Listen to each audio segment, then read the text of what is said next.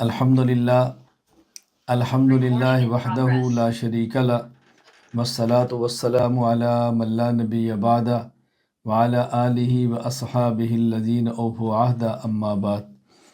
اللہ تعالیٰ کا شکر ہے کہ رسول اکرم صلی اللہ علیہ وسلم کی مبارک احادیث کو پڑھنے، سمجھنے، عمل کرنے، اس کو پھیلانے کے لیے ہم مستقل اصول حدیث پڑھ رہے ہیں۔ آج ہمارا سبق ہوگا اصول حدیث کی فصل نمبر 3۔ دیکھیں، منتہا کے اعتبار سے حدیث مبارک کی تقسیم دیکھیں، یعنی جہاں پہ سند جا کر ختم ہوتی ہے اس کو کہتے ہیں منتہا، اور متن شروع ہو، حدیث کی سند ختم ہوگی اور متن شروع ہو جائے گا، تو یہ منتہا کے اعتبار سے حدیث کی تقسیم سمجھیں۔ نمبر 1 حدیث قدسی، نمبر 2 حدیث مرفوع، نمبر 3 حدیث موقوف، نمبر 4 حدیث مقطوع۔ تو یہ منتہا کے اعتبار سے 4 قسمیں ہیں۔ حدیث قدسی کسے کہتے ہیں؟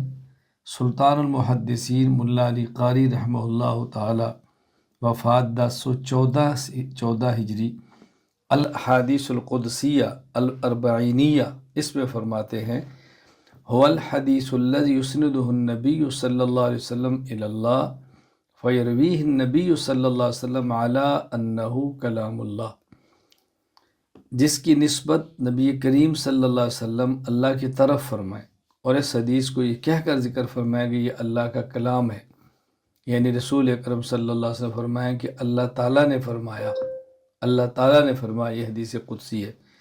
اس کی مثال صحیح بخاری باب قول اللہ تعالی فیحذرکم اللہ النفس، اس کے تحت امام بخاری رحمۃ اللہ علیہ حدیث لائے ہیں حضرت ابو ہریرہ رضی اللہ تعالیٰ عنہ سے، قال النبی صلی اللہ علیہ وسلم، حضرت ابو ہریرہ فرماتے ہیں قال النبی صلی اللہ علیہ وسلم، نبی کریم صلی اللہ علیہ وسلم نے فرمایا، کیا فرمایا؟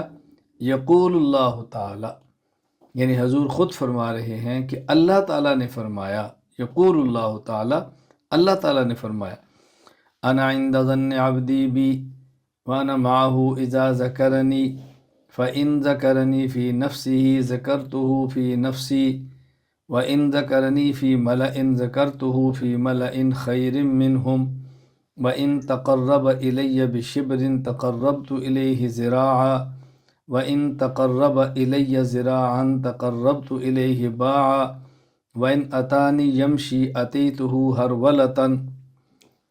اللہ اکبر۔ اللہ تعالیٰ فرماتے ہیں کہ میں اپنے بندے کے ساتھ اپنے بندے کے گمان کے مطابق معاملہ کرتا ہوں، اور میں بندے کے ساتھ ہوتا ہوں جب میرا بندہ مجھے یاد کرتا ہے۔ جب کوئی بندہ خلوت میں یاد کرے، جب وہاں کوئی نہ ہو، تو میں اس طرح یاد کرتا ہوں کہ میرے ساتھ کوئی نہ ہو، اور جب بندہ ذکر کرتا ہے کسی مجلس میں بیٹھ کر، تو میں ایسی مجلس میں اس کا تذکرہ کرتا ہوں کہ جو مجلس ان انسانوں کی مجلس سے اعلیٰ ہوتی ہے، یعنی ملائکہ اور فرشتوں میں۔ اور جب یہ بندہ میری طرف آتا ہے الیہ بشبرن، ایک بالشت، تو میں اس کی طرف جاتا ہوں ایک ہاتھ کا معنی انگلی کے پوروں سے لے کر یہ کونی تک، اس طرح۔ اور اگر کوئی بندہ میری طرف آتا ہے ایک ہاتھ، تو میں اس کی طرف جاتا ہوں ایک با کا معنی کیا ہوتا ہے؟ اصل میں تو ہوتا ہے جب ایسے دونوں بازو پھیلا دیں تو دونوں کے درمیان جو مکمل فاصلہ ہے نا، اسے کہیں گے با۔ وَإِنْ أَتَانِي يَمْشِي أَتَيْتُهُ هَرْوَلَةً، اگر بندہ میری طرف چل کر آتا ہے تو میں بندے کی طرف دوڑ کر آتا ہوں۔ میں اس وقت اس حدیث مبارک کی تشریح نہیں کر رہا، میں حدیث قدسی کی مثال دے رہا ہوں۔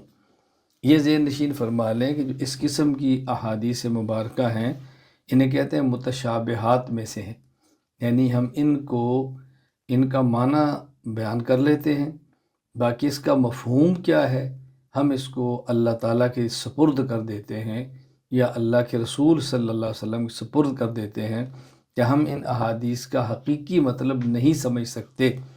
بس خلاصہ صرف اتنا ہے کہ بندہ اللہ کی طرف آنے میں دیر کرتا ہے، اللہ کی طرف سے قبولیت میں دیر نہیں ہوتی۔ بندہ جتنی رفتار سے توبہ کرتا ہے، اس رفتار سے زیادہ تیز رفتار سے اللہ کی طرف سے توجہ ہوتی ہے، اللہ کی رحمت آتی ہے، اللہ اس کو قبول فرماتے ہیں۔ باقی اس قسم کے کلمات اور امثلہ بندے کو سمجھانے کے لیے بندی کی ذہنی سطح کے مطابق ارشاد فرمائی جاتی ہیں۔ حدیث قدسی اور قرآن کریم میں فرق ظاہر ہے، حدیث قدسی میں بھی رسول اللہ صلی اللہ علیہ وسلم فرماتے ہیں اللہ تعالیٰ نے فرمایا، اور جو قرآن کریم میں وہ بھی اللہ کا کلام ہے، تو دونوں میں فرق کیا ہے؟ ایک ہے کلام اللہ قرآن کریم کتاب اللہ، اور ایک ہے حدیث قدسی جس میں حضور فرمائے اللہ کا کلام ہے۔ دونوں میں کیا فرق ہے؟ پہلا فرق یہ ہے قرآن کریم میں مراد اور قرآن کریم کے الفاظ دونوں اللہ کی طرف سے، یعنی قرآن کریم بھی پیغام خداوندی ہے، لیکن اس میں پیغام مراد اور الفاظ دونوں اللہ کی طرف سے، جبکہ حدیث قدسی میں پیغام تو اللہ کی طرف سے ہوتا ہے لیکن الفاظ رسول اللہ صلی اللہ علیہ وسلم کے اپنے ہوتے ہیں، اپنے لفظوں میں اللہ کا پیغام سمجھاتے ہیں۔ فرق نمبر 2، قرآن کریم قطعی الثبوت ہے، یعنی قرآن کریم تواتر سے ثابت ہے، یہ قطعی الثبوت ہے، سند کی ضرورت نہیں ہے۔ اور جہاں تک تعلق ہے حدیث قدسی کا جو فیصلہ ہوگا وہ صحت اور عدم صحت کا فیصلہ اصول حدیث کی روشنی میں کریں گے، یعنی ہر حدیث قدسی قطعی ثبوت نہیں ہے۔ تواتر سے ثابت ہے تو قطعی ثبوت کہیں گے، تواتر سے ثابت نہیں ہے تو ظنی ثبوت کہیں گے۔ نمبر 3، قرآن کریم کو نماز میں بطور قراءت، بطور تلاوت پڑھا جاتا ہے، جبکہ حدیث قدسی اللہ کا کلام ہونے کے باوجود نماز میں بطور تلاوت نہیں پڑھی جاتی۔ نمبر 4، قرآن کریم کو بغیر طہارت کے چھونا جائز ہی نہیں ہے۔ آدمی حالت جنابت میں ہو یا کوئی عورت ماہواری کی حالت میں ہو، بچے کی ولادت کے بعد نفاس کی حالت میں ہو، یا کسی شخص کا وضو نہ ہو، کسی حالت میں بھی قرآن کریم کو ہاتھ لگانا جائز نہیں، جبکہ حدیث قدسی کو بغیر طہارت کے ہاتھ لگانا جائز ہے لیکن ادب کے خلاف ہے، بہتر نہیں ہے، احتیاط کرنی چاہیے۔ یہاں بات اچھی طرح سمجھ لیں، قرآن کریم کو جنابت کی حالت میں چھونا اور پڑھنا دونوں ناجائز ہے۔ آدمی جنابت کی حالت میں ہو، عورت ماہواری کی حالت میں ہو، عورت نفاس کی حالت میں ہو، ان حالتوں میں چھونا اور پڑھنا دونوں ناجائز ہے۔ لیکن اگر جنابت نہ ہو، صرف وضو نہیں ہے، بغیر وضو کے ہے، تو ایسی حالت میں آدمی کو قرآن کریم چھونا تو جائز نہیں، اور قرآن کریم کو چھونا تو جائز نہیں ہے، البتہ اس کی تلاوت کرنا جائز ہے۔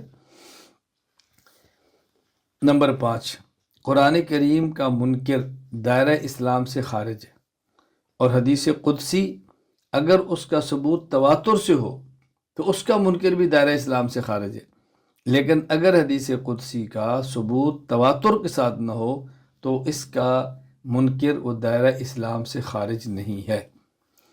ایک اور بات سمجھ لیں کہ حدیث قدسی اور حدیث مرفوع میں ایک اور ذرا فرق سمجھ لیں اچھی طرح۔ حدیث قدسی منسوب اللہ ہوتی ہے، پہلے ہم نے بتایا حدیث قدسی اور قرآن کریم میں فرق کیا ہے، اب سمجھیں کہ حدیث قدسی اور حدیث مرفوع میں فرق کیا ہے، یعنی حدیث قدسی اور حدیث مرفوع میں فرق کیا ہے۔ حدیث قدسی منسوب اللہ ہوتی ہے اور حدیث مرفوع منسوب الرسول ہوتی ہے صلی اللہ علیہ وسلم، یعنی حدیث قدسی میں اللہ کے نبی فرماتے ہیں قال اللہ تعالی یقول اللہ تعالی، اور حدیث مرفوع صحابی کہتا ہے قال رسول اللہ صلی اللہ علیہ وسلم عن النبی صلی اللہ علیہ وسلم سمعت رسول اللہ صلی اللہ علیہ وسلم فعل رسول اللہ صلی اللہ علیہ وسلم۔ تو بات اچھی طرح سمجھ۔ دوسرا فرق، حدیث قدسی میں حضور اکرم صلی اللہ علیہ وسلم فرماتے ہیں کہ اللہ تعالیٰ نے فرمایا، جبکہ حدیث مرفوع میں صحابی کہتا ہے کہ رسول اللہ صلی اللہ علیہ وسلم نے فرمایا، یعنی حدیث قدسی میں ہوگا حضور فرمائیں گے اللہ نے فرمایا، اور حدیث مرفوع میں صحابی کہے گا کہ اللہ کے رسول صلی اللہ علیہ وسلم نے فرمایا۔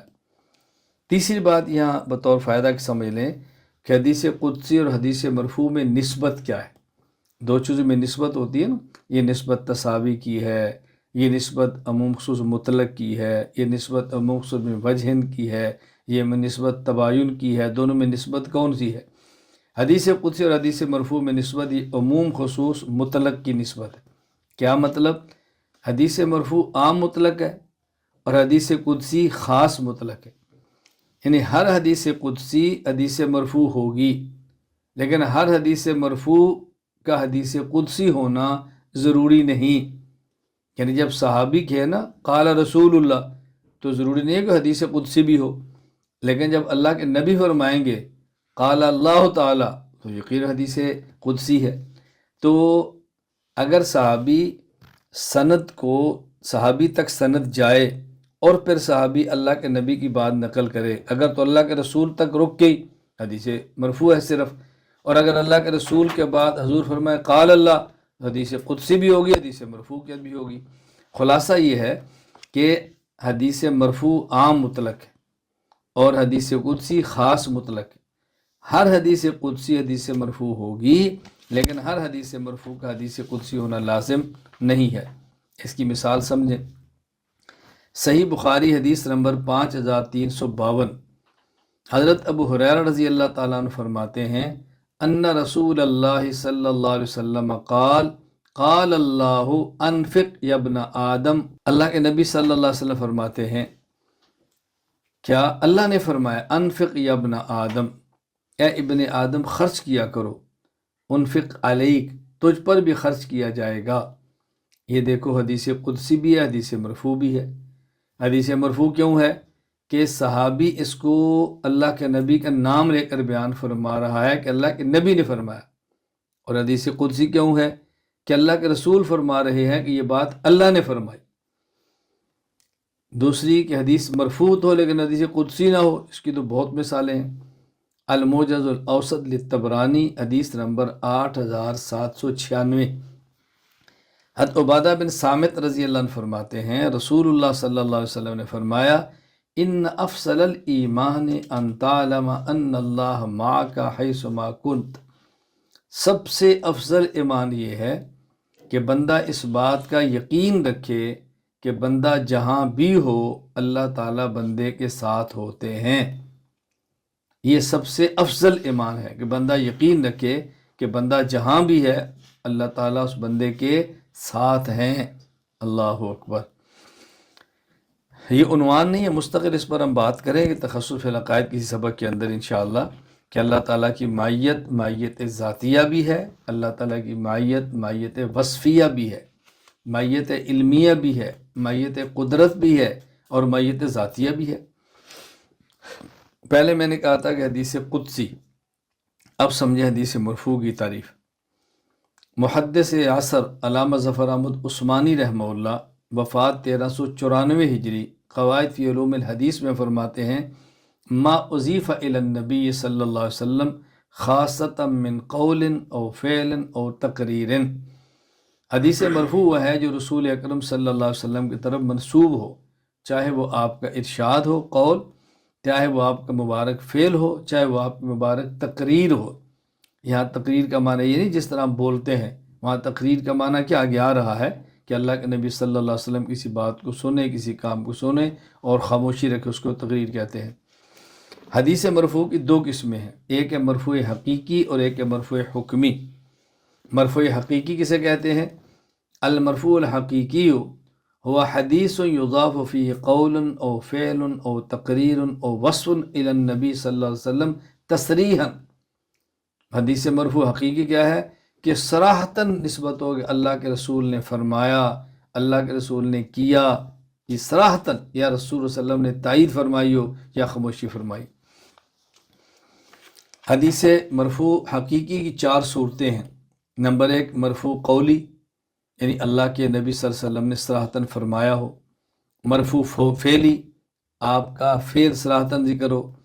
مرفوع تقریری، کہ صراحتاً آپ سے تائید ہو۔ اور مرفوع وصفی، کہ کسی وصف کی نبی پاک صلی اللہ علیہ وسلم کا وہاں پہ ذکر ہو۔ مرفوع قولی، المرفوع القولی هو حدیث ذکر فیہ قول النبی صلی اللہ علیہ وسلم تصریحا بلفظۃ قال او ما فی معناہ من امر او نہا او قضا۔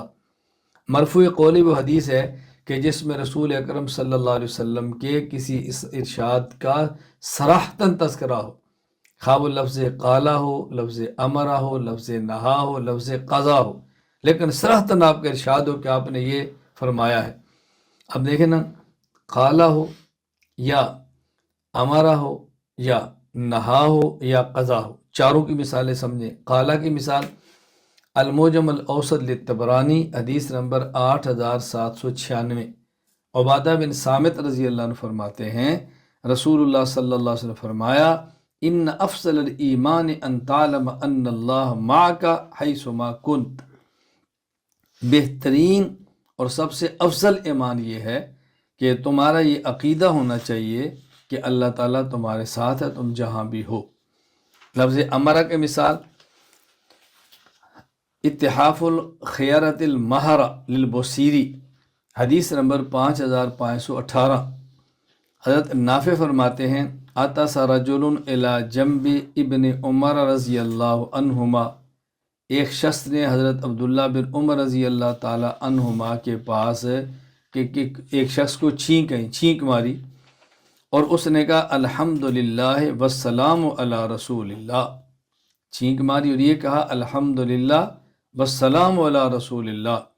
فقال ابن عمر، حضرت عبداللہ بن عمر فرمان لگے وَأَنَا أَقُولُ الْحَمْدُ لِلَّهِ وَالسَّلَامُ عَلَىٰ رَسُولِ اللَّهِ صلی اللہ علیہ وسلم، دیکھیں الحمدللہ میں بھی کہتا ہوں، والسلام علی رسول اللہ بھی کہتا ہوں، لیکن چھینک کے موقع پر نہیں کہتا۔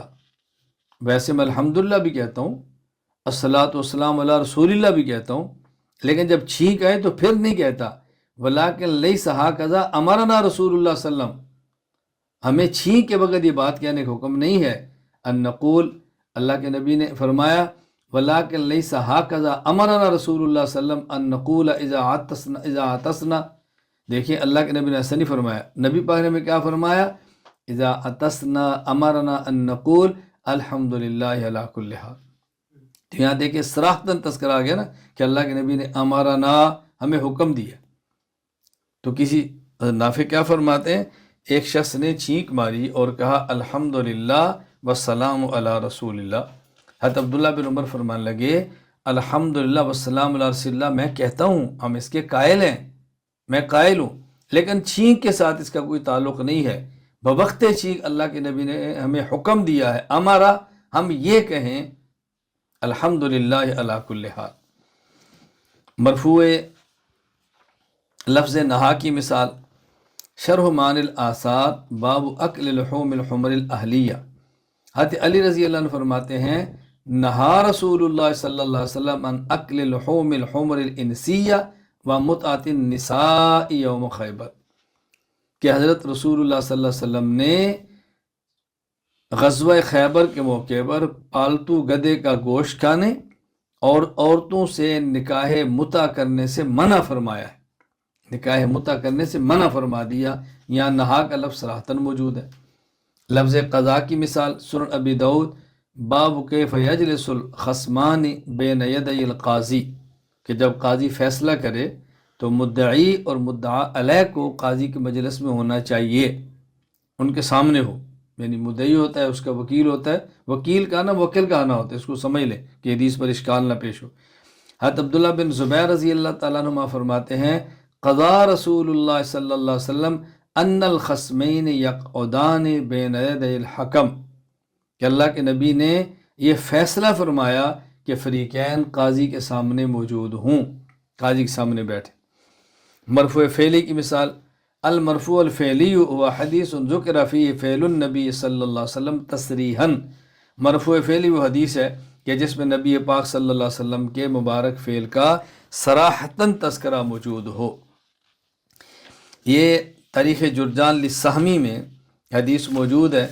حضرت جابر رضی اللہ تعالیٰ عنہ فرماتے ہیں خرج النبی صلی اللہ علیہ وسلم ذات لیلۃ فی رمضان فصلی الناس 24 رکعۃ واوتر بثلاثۃ، نبی کریم صلی اللہ علیہ وسلم رمضان مبارک کی ایک رات باہر تشریف لائے اور آپ نے لوگوں کو 24 رکعات اور 3 رکعت وتر پڑھائے۔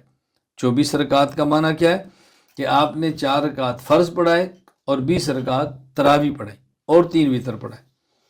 مرفوع تقریری المرفوع تقریری هو حدیث ذکر فیہ تقریر النبی صلی اللہ علیہ وسلم بأن فعل صحابی فعلا عند حضرته صلی اللہ علیہ وسلم او ذکر عنده فعل احد منهم رضی اللہ عنہم فاقرہ النبی صلی اللہ علیہ وسلم تصریحا او سکت عنہ من غیر نکیر۔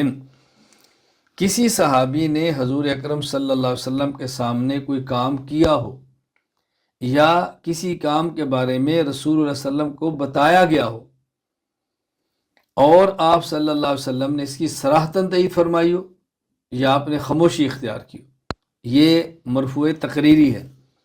نبی پاک صلی اللہ علیہ وسلم کے سامنے کام ہو اور آپ نے صراحتاً تائید فرمائی ہو۔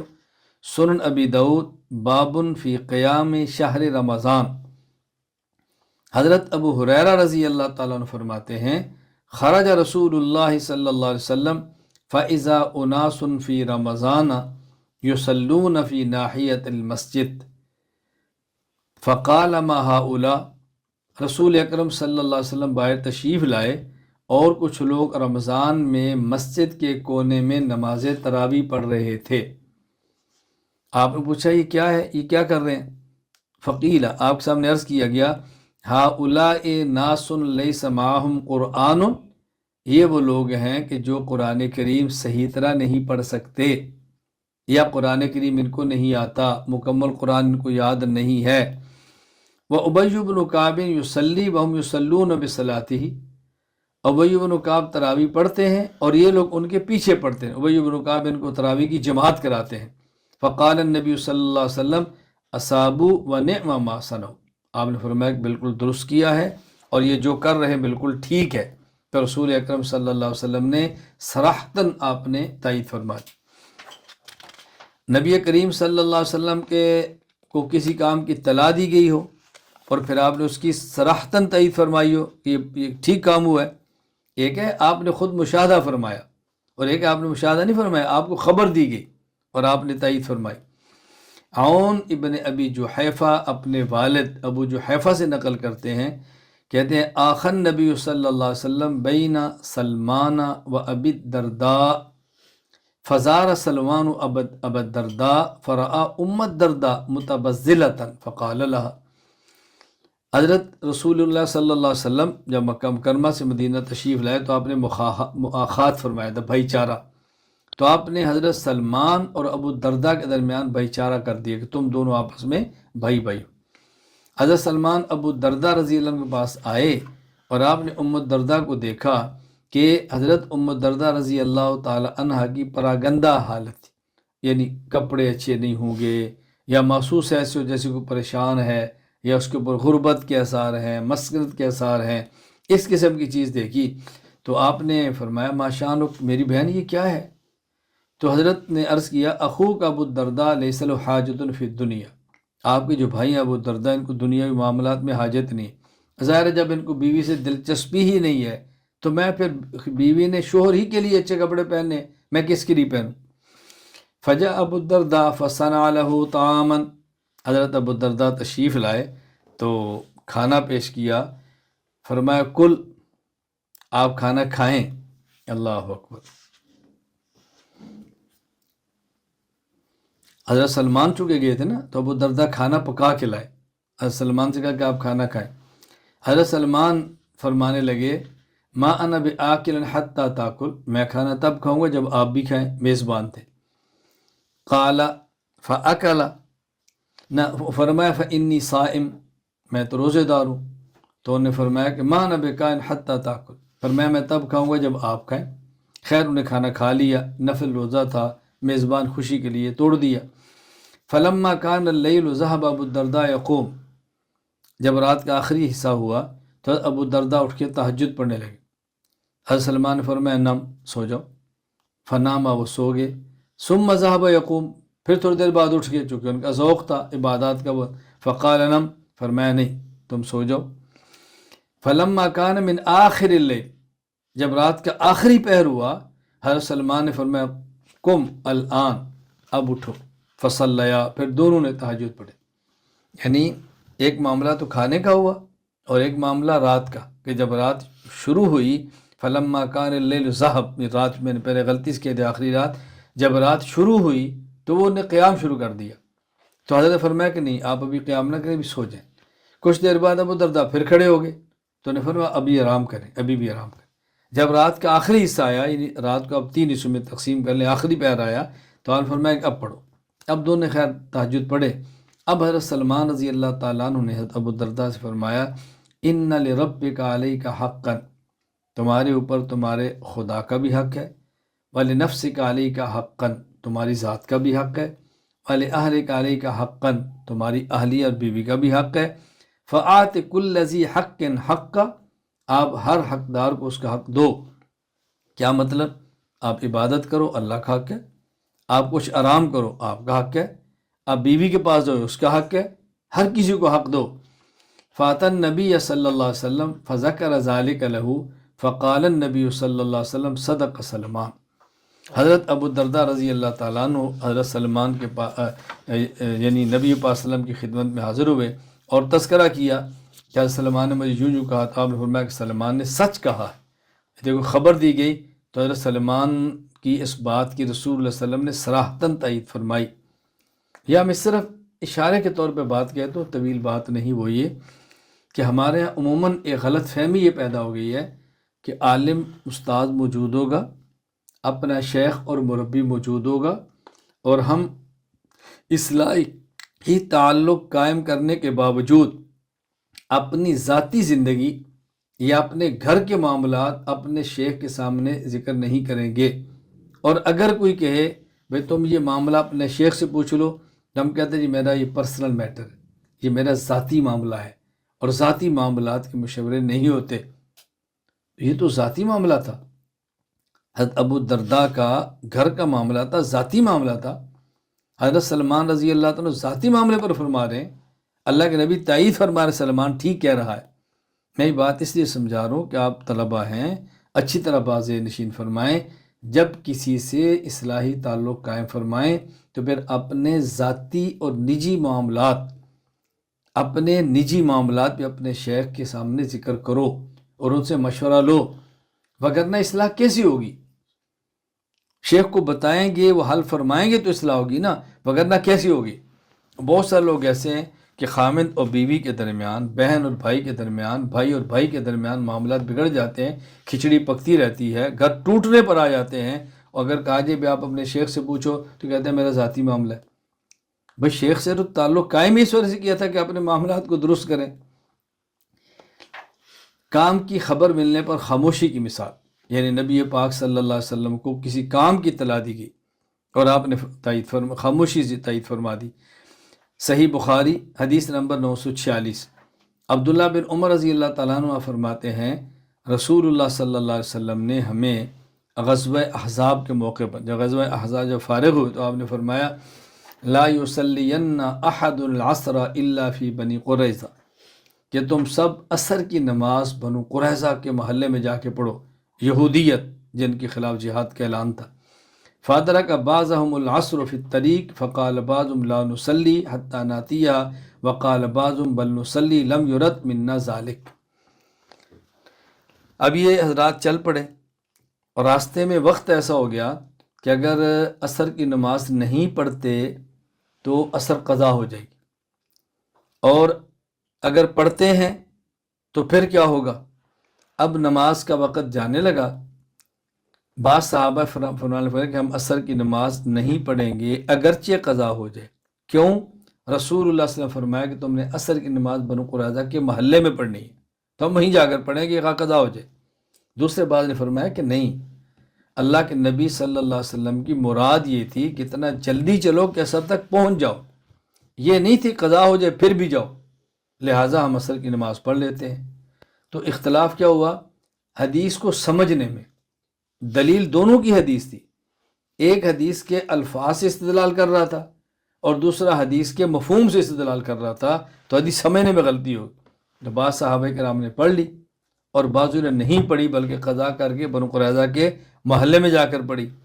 جب رسول اکرم صلی اللہ علیہ وسلم کو اس کی اطلاع دی گئی تو فرماتے ہیں فلم یعنف واحدا منہم، آپ نے کسی ایک کی بھی تردید نہیں فرمائی۔ یعنی کیا مطلب؟ کہ آپ نے خاموشی تائید فرما دی کہ دونوں ٹھیک۔ یہ ہمارا موضوع نہیں ہے، تقلید کے عنوان پر تفصیل سے بات ہوگی۔ ایسا ہوتا ہے کہ مجتہدین اختلاف کرتے ہیں اور ایک ہی حدیث کی بنیاد پہ اختلاف کرتے ہیں، اور لیکن دونوں کے موقع پر درست کیسے کسی ایک کو بھی باطل نہیں کہتے۔ مرفوع وصفی، المرفوع الوصفی هو حدیث ذکر فی وصف النبی صلی اللہ علیہ وسلم تصریحا وہ حدیث مبارک جس میں صراحتاً نبی اکرم صلی اللہ علیہ وسلم کے کسی وصف کا بیان ہو۔ حدیث مثال سے بخاری باب التخفیف فی الوضو، وضو کبھی کبھی مختصر بھی کرنے کی گنجائش موجود ہے، ہلکا وضو کرنے کا اس کی بھی گنجائش ہے، کبھی اس کی بھی گنجائش ہے۔ اس پر دلیل کیا ہے؟ امام بخاری باب قائم کرتے ہیں، حدیث لاتے ہیں، عبداللہ بن عباس رضی اللہ عنہ فرماتے ہیں قال بت عند خالتی میمونۃ رضی اللہ تعالیٰ عنہ لیلۃ، حضرت میمونہ حضرت عبداللہ بن عباس رضی اللہ تعالیٰ عنہما کی خالہ تھی، تو محرم تھی، تو رات اپنی خالہ کے یہاں سوئے۔ بلکہ حضرت عباس رضی اللہ تعالیٰ عنہ بسا اوقات بھیجتے تھے کہ رات اپنی خالہ کے یہاں سو، تاکہ رسول اللہ صلی اللہ علیہ وسلم کے رات کے معاملات کا پتہ چلے کہ آپ کے معاملات کیا ہیں۔ تو حضرت عبداللہ بن عباس نے ان کے یہاں آرام فرمایا، کہتے ہیں فقام النبی صلی اللہ علیہ وسلم من اللیل، اللہ کے نبی رات کو اٹھے، فلما كان في بعض الليل قام النبي فتوضا من شن معلق وضوءا خفيفا يخففه عمرو ويقلله، کہتے ہیں یہ جو آپ نے وضو فرمایا تھا نا، یعنی آپ نے گھر میں مشکیزہ لٹکا ہوا تو اسے آپ نے مختصر سا وضو فرمایا، طویل وضو نہیں فرمایا۔ طویل کا معنی ہے 3 بار دھونا، اہتمام کے ساتھ دھونا، اور مختصر سے ہم جلدی جلدی وضو کر لیتے ہیں۔ فقام یصلی، آپ صلی اللہ علیہ وسلم نے تہجد پڑھنے شروع کیے، کہتے ہیں فتوضأت نحو مما توضأ، جیسے حضور نے وضو فرمایا میں نے بھی کیا۔ ثم جئت فقمت عن یسارہ، اللہ کے نبی صلی اللہ علیہ وسلم نماز پڑھ رہے تھے تو میں آپ کے بائیں جانب کھڑا ہو گیا، امام کے بائیں جانب کھڑا ہو گیا۔ کہتے ہیں فحولنی فجعلنی عن یمینہ، نبی پاک صلی اللہ علیہ وسلم نے مجھے نماز ہی سے کان سے یا ہاتھ سے پکڑ کر آپ نے دائیں طرف کر دیا۔ تو آپ کو پتہ ہے جب ایک امام ایک مقتدی ہو تو مسئلہ یہ ہے کہ مقتدی امام کی دائیں جانب تھوڑا سا پیچھے ہٹ کر کھڑا ہو۔ یہ بچے تھے، مسئلہ معلوم نہیں تھا تو بائیں طرف کھڑے ہو گئے، آپ نے نماز ہی میں ان کو اپنے دائیں طرف کر لیا۔ ثم صلی ما شاء اللہ، پھر کہتے ہیں آپ نے جتنی نماز پڑھنی تھی پڑھی، ثم استجا، پھر آپ لیٹ گئے، فنام، اور سو گئے، حتیٰ نفخ، یہاں تک کہ نبی پاک صلی اللہ علیہ وسلم سے خراٹوں کی آواز آنے لگی۔ ثم اتاہ المنادی، مؤذن نے اذان دی، فاذنہ بالصلاۃ، اذان دے دی، فقام معہ الی الصلاۃ فصلی ولم یتوضأ، رسول اکرم صلی اللہ علیہ وسلم نیند سے اٹھے، آپ نے وضو نہیں کیا اور سیدھا آپ نے سنت پڑھی اور مصلی پر چلے گئے، نماز پڑھا دی۔ قلنا لعمر، تو یہ راوی کہتے ہیں ہم نے عمرو بن دینار سے پوچھا، ان ناس یقولون، لوگ کہتے ہیں، ان رسول اللہ صلی اللہ علیہ وسلم تنام عینہ ولا ینام قلبہ، کہ جب نبی کی نیند آئے تو ان کی آنکھ سوتی ہے اور اس کا دل جاگتا ہے۔ قال عمر بن دینار فرمانے لگے، سمعت عبید بن عمیر، میں نے عبید بن عمیر سے سنا، وہ فرما رہے تھے، رؤیا الانبیاء وحی، انبیاء کی خواب یہ وحی ہوتی ہے۔ ثم قرأ انی ارا فی المنام انی اذبحک، یہ دلیل پڑھی جو حضرت ابراہیم علیہ السلام نے خواب دیکھی تھی اور اپنے بیٹے اسماعیل سے فرمایا تھا کہ میں نے خواب میں دیکھا تو ذبح کر رہا ہوں، تو آپ نے خواب پر عمل کیا اور ذبح کرنا شروع کیا، لیکن وہ ذبح نہیں ہوئے۔ خواب یہ نہیں دیکھا ذبح کر دیا ہے، خواب دیکھی میں ذبح کر رہا ہوں، یہ خواب تھی نا، اس پر نے عمل کر لیا ہے۔ اب اس کا خلاصہ کیا ہے؟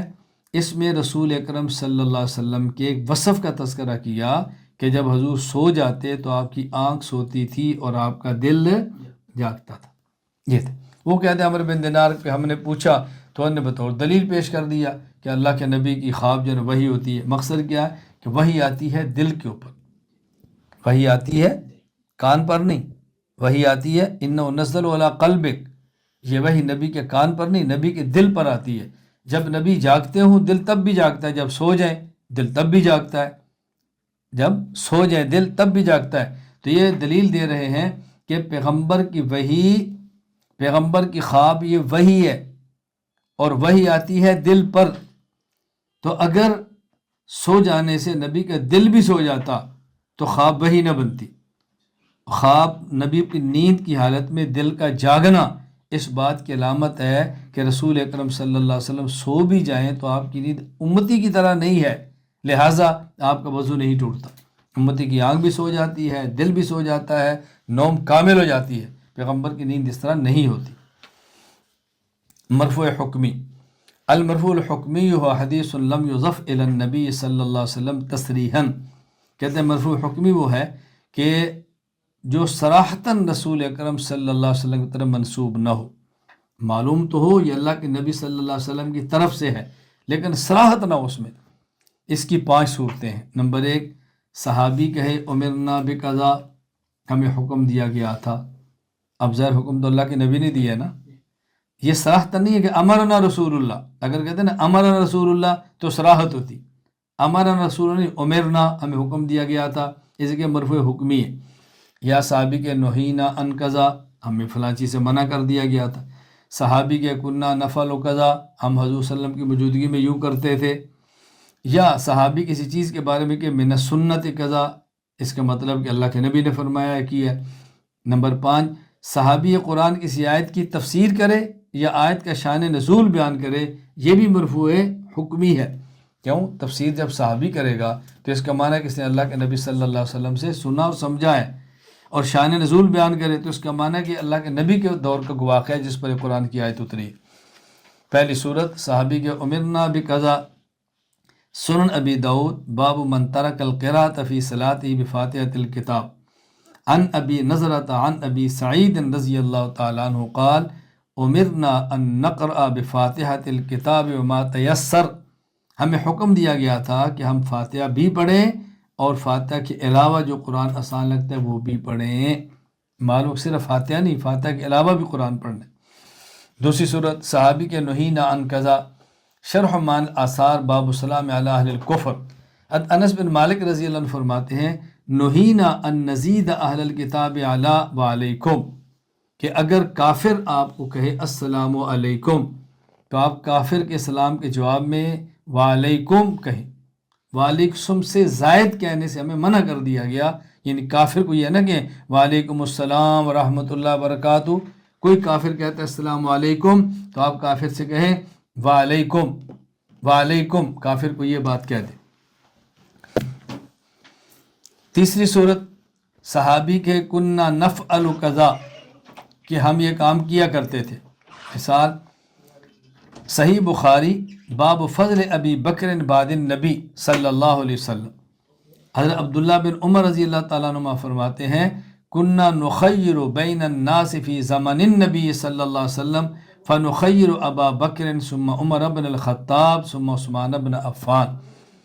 حضرت عبداللہ بن عمر فرماتے ہیں کہ ہم رسول اللہ صلی اللہ علیہ وسلم کے زمانے میں بعض صحابہ کو بعض اور فضیلت دیتے تھے، ہم سمجھتے سب سے افضل ابو بکر ہیں، پھر عمر ہیں اور پھر عثمان۔ اب یہ نبی پاک صلی اللہ علیہ وسلم کے دور میں ایسے ہوتا تھا۔ چوتھی صورت صحابی کسی چیز کے بارے میں کہ من سنت قضا، فلاں کام کرنا سنت ہے۔ مصنف ابن ابی شیبہ وضع الیمین علی الشمال، حدیث نمبر 3966۔ حضرت علی رضی اللہ عنہ فرماتے ہیں من سنت الصلاۃ وضع الایدی الایدی تحت السرر، نماز کی سنت میں سے ہے ہاتھوں کو ہاتھوں پر رکھنا نافوں کے نیچے، ہاتھ کو ہاتھ پر رکھنا ناف کے نیچے، یہ سنت ہے۔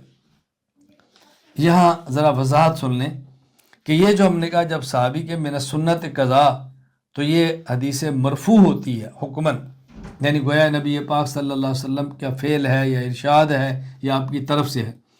یہ ضابطہ عام صحابہ کرام کے بارے میں ہے رضی اللہ عنہ۔ حضرت عبداللہ بن عباس رضی اللہ تعالی عنہما بس اوقات اپنے اجتہاد کو بھی من سنت قضا فرما دیا کرتے تھے۔ یہ بات اچھی طرح سمجھ لیں، جب صحابی کہتا ہے من سنت قضا یا من سنت الصلاۃ تو یہ حدیث مرفوع حکمی ہوتی ہے کہ اللہ کے نبی کی سنت ہے، لیکن یہ ضابطہ عام صحابہ کرام کے بارے میں ہے۔ عبداللہ بن عباس رضی اللہ تعالی عنہما اس سے مستثنا ہیں، وہ بس اوقات اپنے اجتہاد کو بھی من سنہ کہہ دیا کرتے تھے۔ اچھی طرح ذہن نشین فرما لیں۔ اس کا فائدہ کیا ہوگا، میں مثال دوں گا پھر آپ کو فائدہ سمجھ آئے گا۔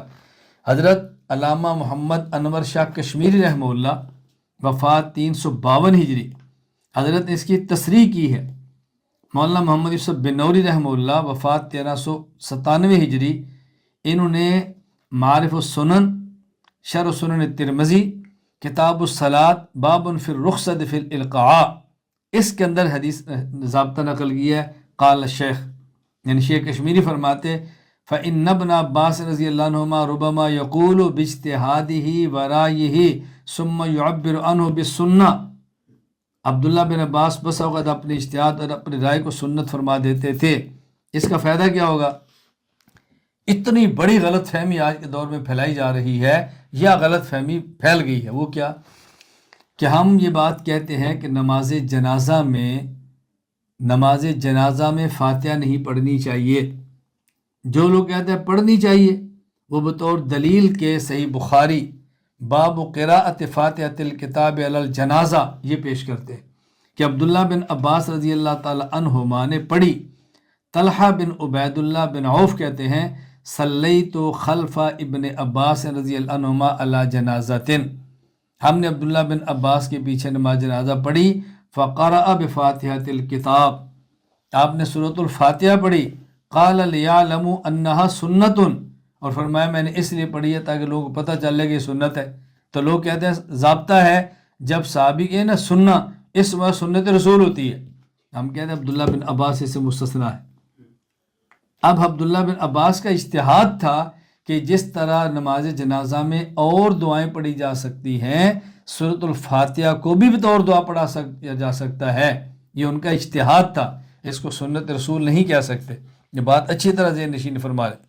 میں اس لیے بات کہہ رہا ہوں کہ ہمارے ہاں یعنی گزشتہ سے وسطی سال کی بات ہے، مفتی اعظم پاکستان مفتی محمد رفیع عثمانی رحمہ اللہ کا انتقال ہوا، اور حضرت مفتی محمد تقی عثمانی دامت برکاتہم نے ان کا جنازہ پڑھایا، اور انہوں نے جنازے کے اندر سورۃ الفاتحہ پڑھ دی. تو لوگوں نے پوچھا، تو حضرت نے فرمایا کہ صحیح بخاری میں ہے، عبداللہ بن عباس نے پڑھی ہے، اور انہوں نے فرمایا کہ لیعلم انہا سنت. اور جب صحابی سنت کہتے ہیں مراد سنت رسول ہوتی ہے، اس سے لوگوں کو بہت بڑی غلط فہمی پیدا ہو گئی. تو میں نے اس وقت بھی وضاحت کی تھی، مفتی تقی عثمانی صاحب دامت برکاتہم مجھ سے بڑے ہیں، 1000 گنا نہیں لاکھ گنا بڑے ہیں، لیکن حضرت علامہ بنوری ان سے بڑے ہیں، علامہ انور شاہ کشمیری ان سے بڑے ہیں، اور فقہائے احناف تو ان سے بھی بڑے ہیں. فقہائے احناف کا ایک مسئلہ ہے جو تسلسل سے چلتا آ رہا ہے کہ نماز جنازہ میں سورۃ الفاتحہ نہیں پڑھنی. اب اگر بخاری میں عبداللہ بن عباس کا عمل موجود ہے، اور ان کے عمل کے بعد یہ نہیں ہے کہ اللہ کے نبی نے پڑھا تھا یا خلفائے راشدین نے پڑھا تھا، وہ فرماتے ہیں میں نے پڑھا ہے تاکہ پتہ چلے کہ سنت ہے. اس سے شک پڑا کہ صحابی جب سنت کے سنت رسول مراد ہوتی ہے. علامہ کشمیری فرماتے ہیں عبداللہ بن عباس بس اوقات اپنی رائے اپنے اجتہاد کو بھی سنت فرما دیتے ہیں، تو سنت رسول تو نہ رہی نا. باقی ان کا اجتہاد ہے تو ٹھیک ہے. اگر کوئی شخص بطور قرات نہیں پڑھتا، بطور دعا پڑھتا ہے، یہ بات الگ ہے. لیکن موجودہ دور کے غیر مقلدین اس کو بطور دعا نہیں بطور قرات پڑھتے ہیں. تو طلباء سے میں گزارش کروں گا اس بات کو سمجھنے کی کوشش فرمائیں. ان دنوں جب میں نے وضاحت کی تو مجھے بعض حضرات نے کہا کہ دیکھیں آپ چھوٹے ہیں، شیخ الاسلام بہت بڑے ہیں. میں نے کہا میں کب کہتا ہوں میں بڑا ہوں؟ بھائی میں تو بڑوں کی بات نقل کر رہا ہوں نا. جب میرا مفتی عثمانی صاحب دامت برکاتہم کا تقابل ہوگا تو کوئی تقابل ہی نہیں ہے. میں بہت چھوٹے، حضرت بہت بڑے ہیں، لیکن میں تو آپ نے اگر حضرت کی رائے پیش کی ہے تو میں نے ان سے بڑے بنوری، ان سے بڑے علامہ کشمیری کی اس حدیث کی وضاحت نقل کر دی ہے، اور موقع میں نے امام حنیفہ کو پیش کر دی ہے. تو میں بڑوں کی بات کر رہا ہوں. میں کون ہوتا ہوں بڑوں کی مخالفت کروں؟ میری حیثیت کیا ہے کہ میں کسی بڑے کی مخالفت کروں؟ 5ویں صورت، صحابی قرآن کریم کی کسی آیت کی تفسیر بیان کریں، یا صحابی کسی 5ویں صورت صحابی قرآن کریم کسی آیت کی تفسیر بیان کریں. وہ کیا ہے؟ تنویر المقیاس من تفسیر ابن عباس، قرآن کریم کی آیت قد افلح المؤمنون الذین هم فی صلاتہم خاشعون، اس کی تفسیر عبداللہ بن عباس رضی اللہ عنہ یہ فرماتے ہیں مخبتون عارضی کریں، متواضعون تواضع کریں، ہم مانا، لا یلتفتون یمینا ولا شمالا، دائیں اور بائیں جانب نہ دیکھیں، ولا یرفعون ایدیہم فی الصلاۃ، اور نماز کے اندر رفع الیدین نہ کریں. نماز کے اندر رفع الیدین نہ کریں، یہ نماز کی خشوع کا حصہ ہے. صحابی فرماتے ہیں. اس کی 5ویں صورت کی دوسری صورت کہہ لیں یا مستقل 6ٹھی صورت کہہ لیں کہ صحابی قرآن کریم کی آیت کا شان نزول بیان کریں. اس کی مثال کتاب القراءت للبیہقی حدیث نمبر 225۔ عبداللہ بن عباس رضی اللہ عنہما فرماتے ہیں رسول اللہ صلی اللہ علیہ وسلم نے نماز پڑھی، اس میں آپ نے قراءت فرمائی، فقرأ اصحابہ وراءہ، اور نماز میں صحابہ کرام نے بھی آپ کے پیچھے قراءت فرمائی، فخلطوا علیہ، خلط ملطوفہ، یعنی جب ایک امام پڑھ رہا باقی سارے قرآن پڑھیں تو اختلاط ہوتا ہے، خلط ہو گیا۔ فنزل، آیت نازل ہوگی، وَإِذَا قُرِئَ الْقُرْآنُ فَاسْتَمِعُوا لَهُ وَأَنصِتُوا، جب قرآن امام پڑھے تو سنو اور توجہ کرو اور خاموش رہو۔ فَهَذِهِ فِي الْمَكْتُوبَةِ، اور یہ فرض نماز کے بارے میں ہے۔ ثم قال ابن عباس رضی اللہ عنہما وَإِن كُنَّا لَا نَسْتَمِعُ لِمَن يَقْرَأُ إِنَّا إِذًا لَأَجْفَى مِنَ الْحَمِيرِ، حضرت فرماتے ہیں میں ہی سمجھتا ہوں اگر ہم قرآن سنیں اور پھر بھی پیچھے پڑھیں، قرآن سنیں پھر بھی پڑھیں تو ہم گدھے سے بھی سخت دل ہیں۔ اب میں ایک وضاحت کرتا ہوں، پہلی بات یہ سمجھ لیں کہ یہاں اپنے موضوع پر یہ بات آئے گی، وَإِذَا قُرِئَ الْقُرْآنُ فَاسْتَمِعُوا لَهُ وَأَنصِتُوا، فرمائے سنو اور خاموش ہو۔ دو حکم کیوں فرمائے؟ اگر امام قرات کر رہا ہے اور دوسرا سن رہا ہے تو اب اس کا معنی کہ سنو، تو امام قرات جہری نماز ہے نا، فجر مغرب عشاء کی جہری قرات آواز آ رہی ہے، سنو، اور سنو اس کا معنی کہ خاموش بھی رہو۔ اگر دو آدمی بات کر رہے ہوں اور دوسرا آدمی بولے کہ میری بات تو سن، کوئی جی میں سن رہا ہوں، آپ کہتے تو تے بول رہا ہے، کہاں سن رہا ہے، تو خاموش ہوگا تو سنے گا، اس کا مطلب خاموش ہونا سننے کو لازم ہے۔ جہری نماز ہو اتنا کہنا کافی تھا، سنو، خاموش رو کہنے کی ضرورت نہیں تھی کہ خاموش سننے کو خاموش رہنا لازم ہے۔ پھر فرمایا اور سنو، یہ ان نمازوں کے بارے میں فرمایا جو ظہر اثر ہے، سری نمازیں ہیں، تم سن نہیں سکتے، خاموش اب بھی رہو۔ وَإِذَا قُرِئَ الْقُرْآنُ، جب قرآن جہرن پڑھا جائے، آواز آ رہی ہو، فَاسْتَمِعُوا لَهُ، سنو، اور جب قرآن سرن پڑھا جائے آواز نہ آ رہی ہو، وَأَنصِتُوا، خاموش اب بھی رہو۔ نمازیں دو قسم کے، حکم دو ہیں اسے۔ دوسری بات میں بطور لطیفہ کی کہتا ہوں کہ جو حضرات نماز جنازہ میں سورۃ الفاتحہ پڑھتے ہیں اور دلیل میں عبداللہ بن عباس رضی اللہ عنہما کو پیش کرتے ہیں، تو میں ان سے کہتا ہوں کہ جب آپ عام نماز پڑھیں اور پھر امام کے پیچھے فاتحہ پڑھیں تو ہم ان کے مقابلے میں عبداللہ بن عباس رضی اللہ تعالی عنہما کا یہ اجتہاد پیش کر دیں،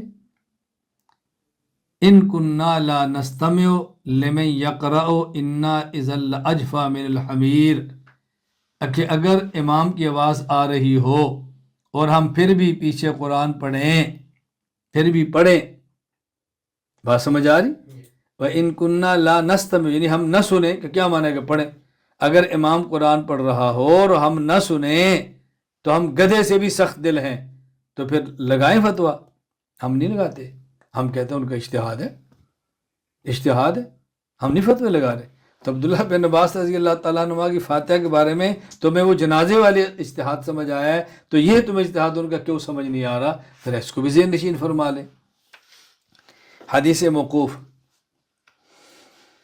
هو المروی عن الصحابۃ رضی اللہ عنہم قولا لهم او فعلا او نحوه ای تقریرا، تدریب الراوی، جلال الدین عبد الرحمن ابو بکر سیوطی، وفات 911 ہجری۔ حدیث موقوف میں صحابی کے قول، فعل یا تقریر کا ذکر ہو۔ حدیث موقوف کی 3 قسمیں ہیں، موقوف قولی، موقوف فعلی، موقوف تقریری۔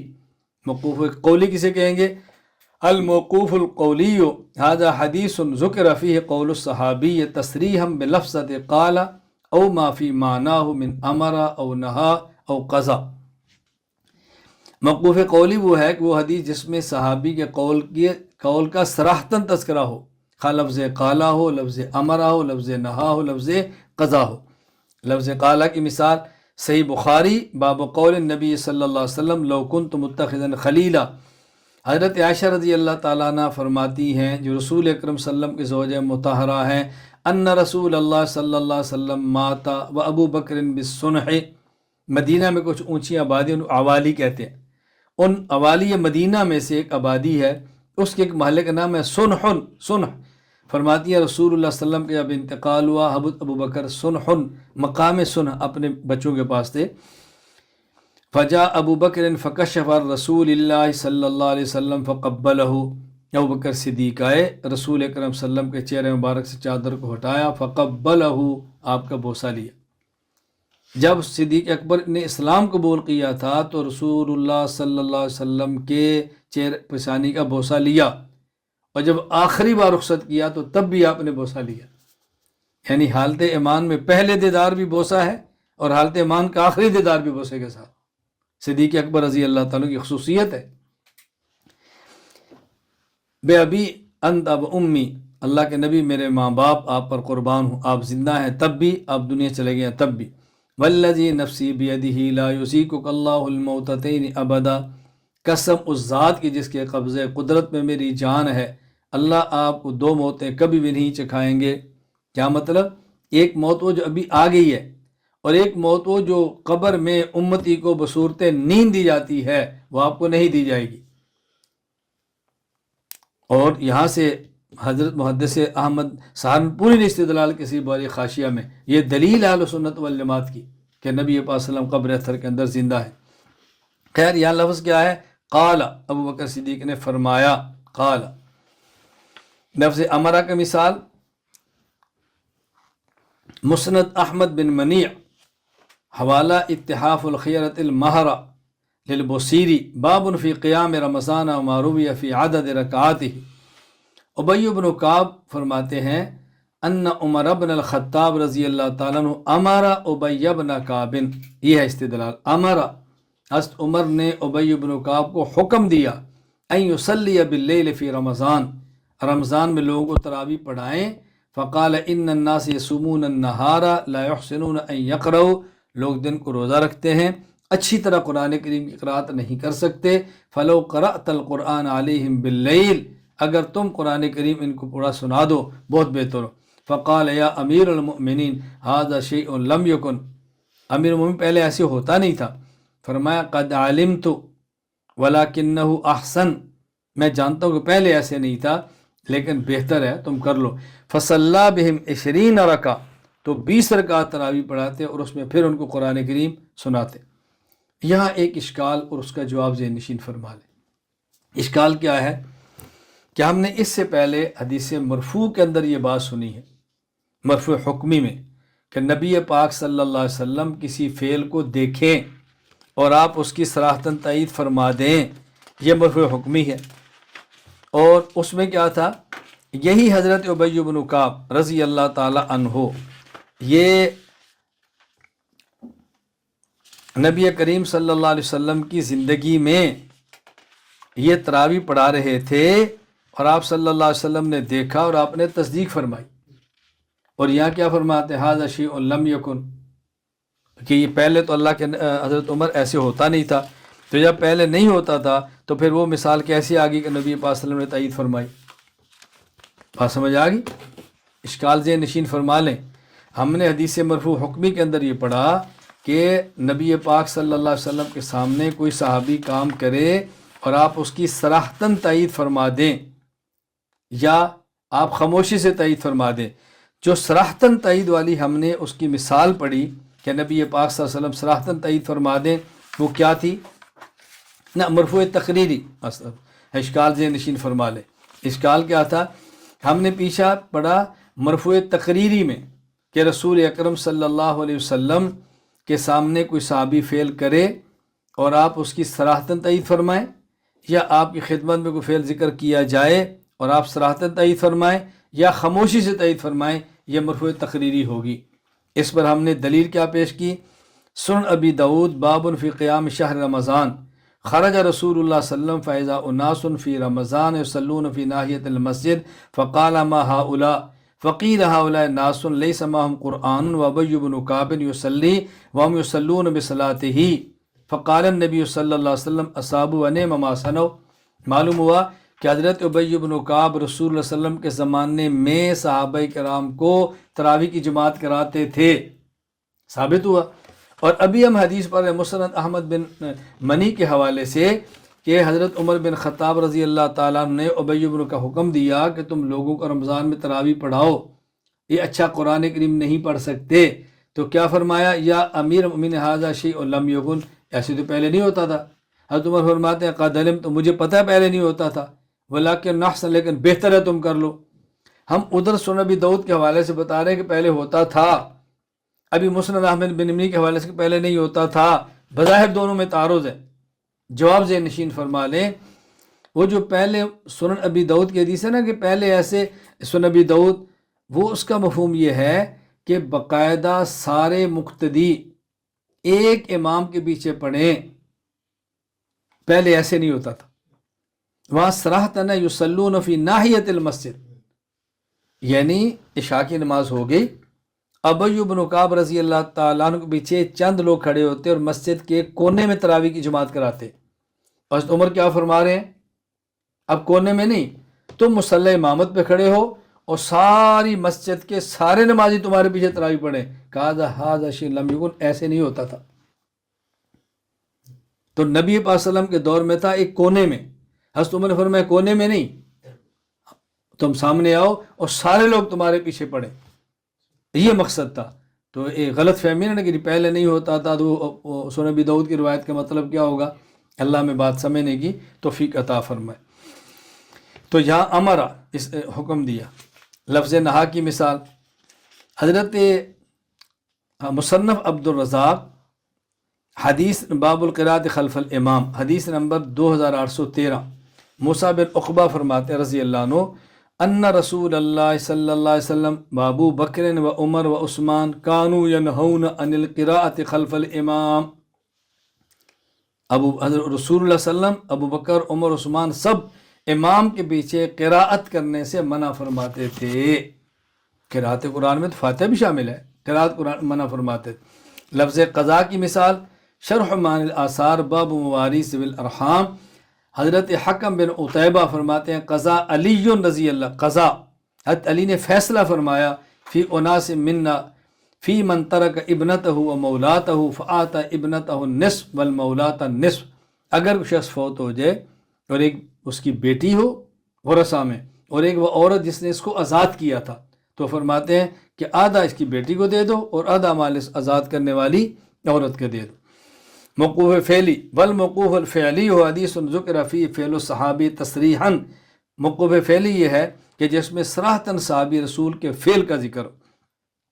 مثال مصنف ابن ابی شیبہ باب من کان یاتی قبر النبی صلی اللہ علیہ وسلم فیصلی، حضرت نافع فرماتے ہیں عبداللہ بن عمر رضی اللہ عنہ معمول تھا انہو کان اذا اراد ان یخرج دخل المسجد فصلی، جب وہ سفر کے لیے مدینہ منورہ سے جاتے تو مسجد نبی میں جاتے، وہاں اب 2 رکعت پڑھتے، ثم آتا قبر النبی صلی اللہ علیہ وسلم، پھر حضور کی قبر پر آتے، فقال السلام علیک یا رسول اللہ، السلام علیک یا ابا بکرین، السلام علیک یا ابتا، ثم یکون وجہہ، پھر جدھر جانا ہوتا وہاں سفر شروع فرماتے، وکان اذا قدم من سفر اتی المسجد، جب سفر سے واپس آتے تو مسجد میں آتے، فعل ذالک، اسی طرح 2 رکعت نفل پڑھتے، پھر اللہ کے نبی صلی اللہ علیہ وسلم قبر پر جاتے، السلام علیک یا رسول اللہ، السلام علیک یا ابا بکرین، السلام علیک یا ابتا، یہ پڑھتے قبل ان یدخل منزلہ، گھر بعد میں جاتے تھے۔ تو یہاں لفظ کیا ہے؟ صحابی، صراحتاً صحابی کا فعل موجود ہے۔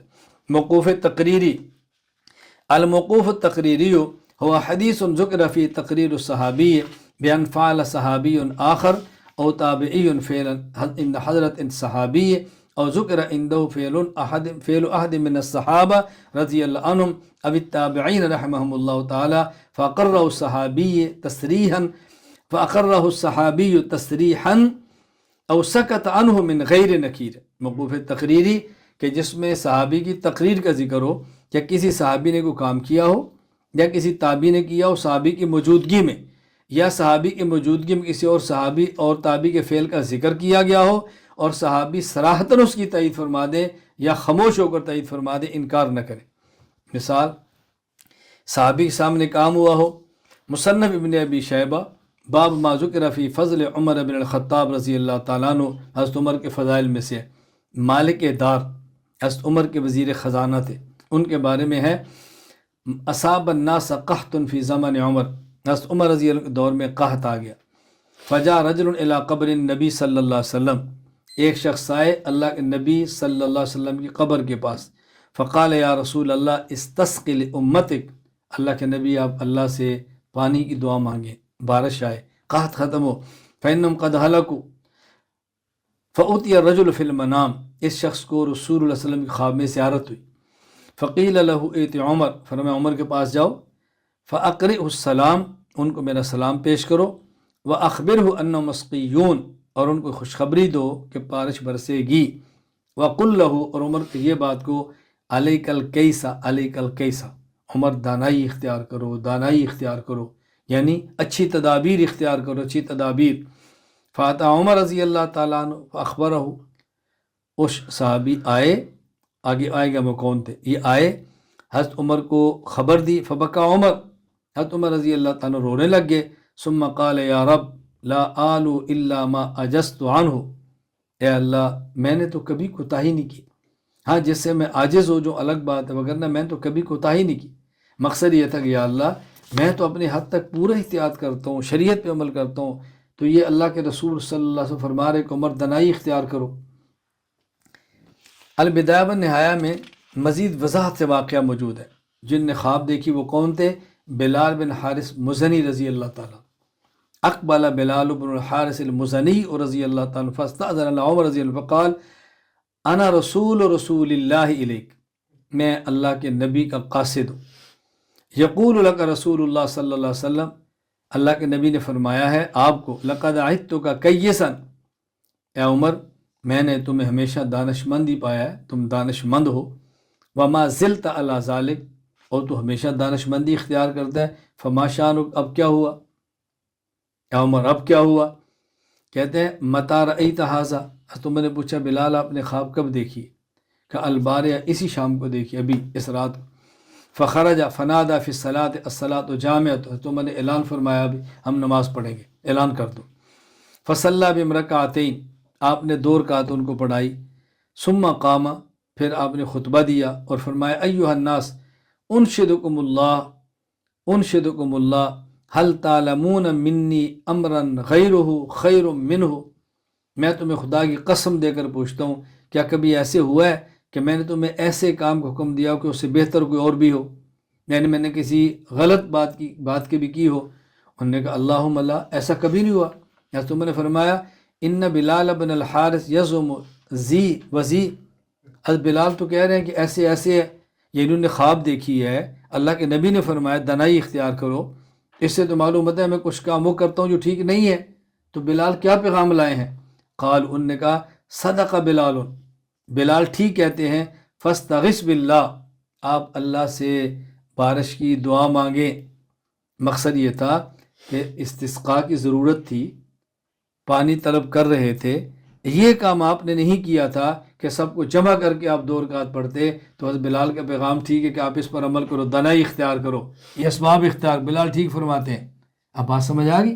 یعنی رسول اللہ صلی اللہ علیہ وسلم کا فرمانے کا مقصد یہ تھا کہ عمر اس موقع پر تمہیں کچھ کرنا چاہیے، احکام شریعت پر عمل کر رہے ہو، سب کو جمع کیا، اب ایک تدبیر اختیار کی، اللہ تعالیٰ نے بارش عطا فرما دی. تو یہاں خیر لفظ کیا ہے؟ تائید ہے، تائید، خواب کی تائید فرما دی. آپ سامنے کو کام کرے اور بندہ صحابی خاموش ہو جائے. تحریرات حدیث مولانا حسین علی البانی رحمہ اللہ تعالیٰ، حضرت علی رضی اللہ تعالیٰ عنہ سے روایت ہے انہ بعدما دفن صلی اللہ علیہ وسلم جاء اعرابی، رسول اللہ صلی اللہ علیہ وسلم کی وفات کے بعد، دفن کے بعد ایک شخص آئے دیہاتی. فقال یا رسول اللہ جئتک تستغفر لی الی ربی فنودی من القبر الشریف قد غفر لک، قبر پر کہا یا رسول اللہ اللہ سے میرے لیے دعا مانگے، اللہ مجھے معاف فرما دے. تو قبر سے آواز دی گئی کہ تیری مغفرت کر دی گئی ہے.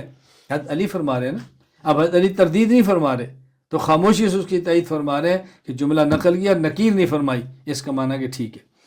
حدیث مقطوع هو الحدیث الذي ذکر فی قول تابعی او فعل او تقریر خیر الاصول فی حدیث الرسول صلی اللہ علیہ وسلم لشیخ خیر محمد الجلندری رحمہ اللہ، کہ حدیث مکتوب وہ حدیث ہے کہ جس میں تابعی کا قول یا فعل یا تقریر کا ذکر ہو. حدیث مکتوب کی 3 قسمیں ہیں. حدیث مقطوع قولی، حدیث مقطوع فعلی، حدیث مقطوع تقریری۔ حدیث مقطوع قولی کون سی ہے؟ المقطوع القولی حدیث ذکر فی قول تابعی تصریحاً، کہ جس میں صراحتاً تابعی کے قول کا تذکرہ ہو۔ مثال مصنف ابن ابی شیبہ باب من قال لیس علی الجنازۃ قراءۃ، کہ جنازہ میں قرات نہیں ہوتی۔ ابو المنہال فرماتے ہیں سألت ابو العالیہ عن القراءۃ، میں نے ابو العالیہ رفیع بن مہران سے پوچھا عن القراءۃ فی الصلاۃ علی الجنازہ بفاتحۃ الکتاب، کیا نماز جنازہ میں سورۃ الفاتحہ پڑھی جائے؟ فرمایا ما کنت احسب ان فاتحۃ الکتاب تقرأ الا فی صلاۃ فیہا رکوع و سجود، میں سمجھتا ہوں فاتحہ ہمیشہ اس نماز میں پڑھی جاتی ہے جس میں رکوع ہو اور جس میں سجدہ ہو، نماز جنازہ میں نہیں۔ مقطوع فعلی، المقطوع الفعلی و حدیث ذکر فی فعل التابعی تصریحا، مقطوع فعلی وہ حدیث ہے کہ جس میں تابعی کے فعل کا صراحتاً تذکرہ ہو۔ کتاب الآثار بروایت الامام محمد، حدیث نمبر 121، مصنف ابن ابی شیبہ حدیث نمبر 3960۔ ابراہیم تابعی فرماتے ہیں، نہ ابراہیم تابعی کا فعل ہے، انہ کان یضع یدہ الیمنی علی ید الیسری تحت السرہ، وہ جب نماز پڑھتے دائیں ہاتھ کو بائیں پر رکھتے اور ناف کے نیچے رکھا کرتے تھے۔